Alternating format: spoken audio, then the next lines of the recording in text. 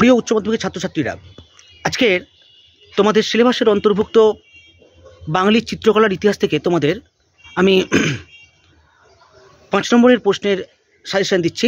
যারা পুরনো স্টুডেন্ট আছো তোমরা তো নিশ্চিত জানো যে কোনগুলো আমি এর আগের বারে দিয়েছিলাম।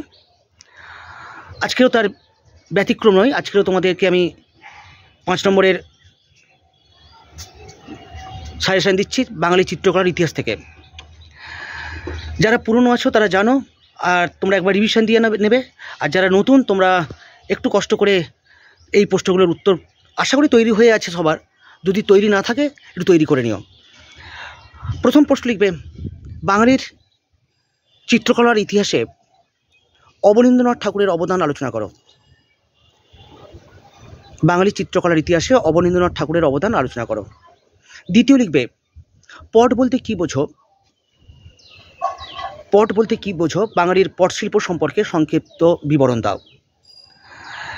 3 নম্বর লিখবে, বাঙালির চিত্রকলার ইতিহাসে নন্দলাল বসুর অবদান ব্যক্ত করো। বাঙালির চিত্রকলার ইতিহাসে নন্দলাল বসুর অবদান ব্যক্ত করো। 4 নম্বর লিখবে, বাঙালির চিত্রকলার ইতিহাসে রামকিঙ্কর বেইজের ভূমিকা কতটা?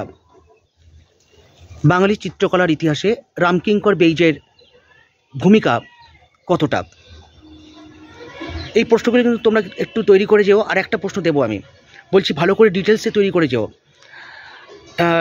খাপছাড়া নয়, একেবারে ডিটেলস তৈরি করে যাবে। আশা করি তোমাদের কাজে লেগে যাবে। এই সেগমেন্ট থেকে আমি শেষ প্রশ্ন দেব, বাঙালির চিত্রকলার ইতিহাসে যামিনী রায়ের অবদান আলোচনা করো। বাঙালির চিত্রকলার ইতিহাসে যামিনী রায়ের অবদান আলোচনা করো।